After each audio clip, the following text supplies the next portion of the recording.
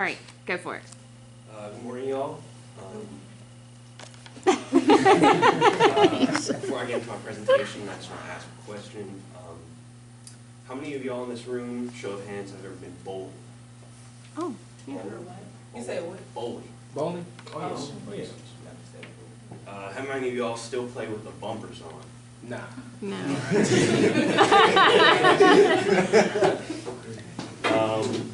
And how many of y'all have ever walked out of the alley like, man, I could really get that score up there.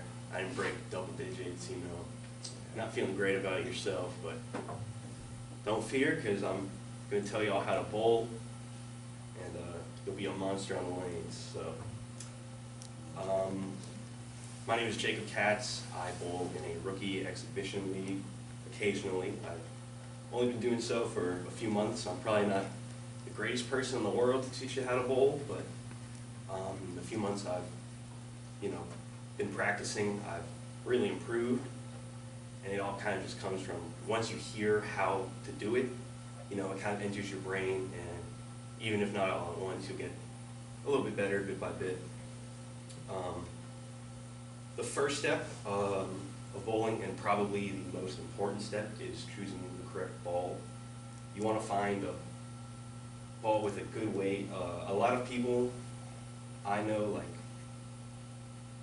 a lot of beginners, when they first go to start bowling, they want to just use the heaviest ball that they can handle. That's probably not good, because the trick about bowling is getting movement on the ball, and it's harder to do that the heavier it weighs. And you also don't want to go too light, because the lighter it weighs, you put too much movement on it. A lot of people I know in my league say 10% of your body weight is the type of weight you should look for, but it's really not that important or vital. Personally, I bowl with a 13 pounds, so I was going to bring it in because I have one, but I decided against that. I didn't want to break something. But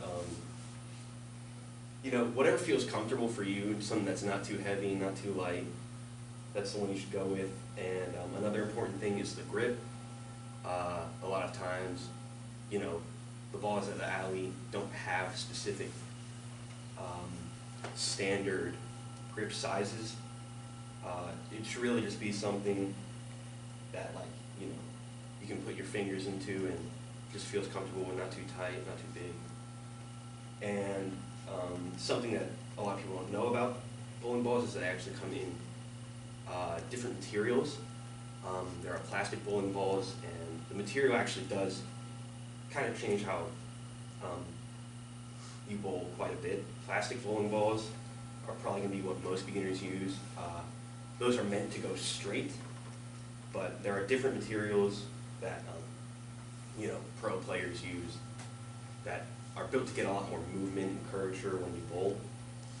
And yeah, so with all those things in mind, really the most important thing is the weight. That's really what you should be looking for if you're first getting into bowling seriously.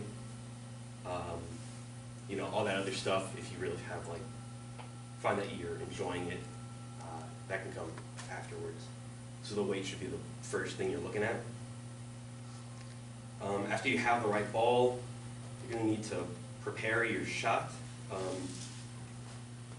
And this is actually really important. With preparing your shot, consistency is the key. There's not a certain amount of steps you should take. There's not really a place where you should stand.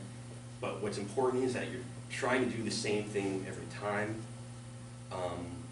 So when you're figuring it out, you want to feel comfortable. You want to know how many steps you should get, to get the perfect amount of speed on the ball.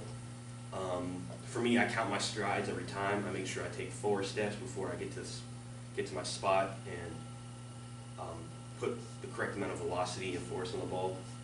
And that's the most important thing, is probably knowing how many steps you're taking, because if you're taking a different amount of steps every time, it's kind of like, I don't know if any of you guys watch basketball, but a lot of players have free throw routines. They dribble the ball twice before they shoot it. It's not really, dribbling the ball twice doesn't mean you're going to make the free throw better, but it's kind of more of a mental thing. You know what I mean? So that's the same type of thing. You're taking the same amount of steps. you're getting it in your head that you're doing it correctly. After that is actually rolling the ball.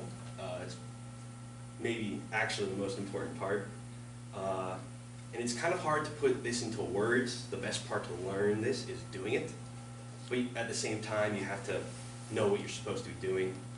You want to keep your arm totally straight.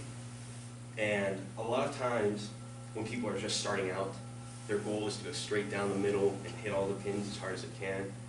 But that's not really what you're supposed to do. It's statistically proven that the best shot in bowling is to hit the pin right in between the first pin and the third pin. So you kind of want to get at it from an angle. So the best way to go about it is keeping your arm straight back, and then right as you're releasing the ball, you kind of want to flip your hand over, and that'll put curvature on the ball to kind of get it to hook into the proper spot. And rather than putting it down the middle, you want to kind of put it more on the right side of the lane, but not too much because then you go in the gutters. You don't want to flip too hard because then you go in the other gutter. It's a lot of small mechanical things, and yeah, the best way to go about it is just kind of doing it, learning how it feels.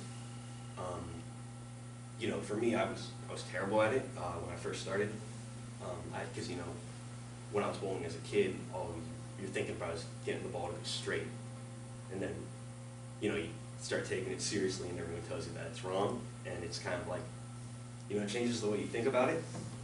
But you know, if you know someone who bowls, I'm sure they'd be happy to teach you and show you what you're supposed to do. And yeah, that's basically it. Any questions? Yeah, I got one. Go What's ahead. the highest score you've bowled? My highest is 172, which isn't great, and it kind of was a fluke. I don't really get close to there anymore. But I'm normally around the 140, 150 range now, so a lot better than when I started. I was bowling like 40s and 50s. Oh, wow. Yeah, I wasn't great. Any other questions? Go ahead. It's been a long time since I last went bowling. Could you please explain how the scoring system works? Yeah, actually. So basically on every frame you get 2 bowls or 1 bowl, but I'll get there.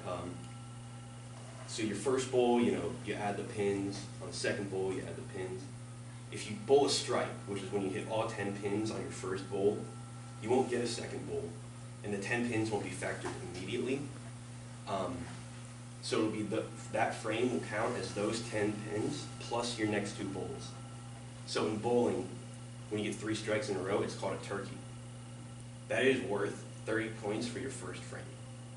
So without even factoring in your second or third frames yet, you already have 30 points. It's kind of hard to put into words. The best way to like learn it is kind of like, you know, looking at how strikes and spares and other things factor in. A spare will count as 10 points, but plus your first next bowl. So again, it's kind of like, it's a little convoluted, but the best score you can bowl is a 300. And that's when you bowl a strike for all 11 bowls, because on the 10th frame, if you bowl a strike or a spare, you get another one. So. Any other Awesome. questions?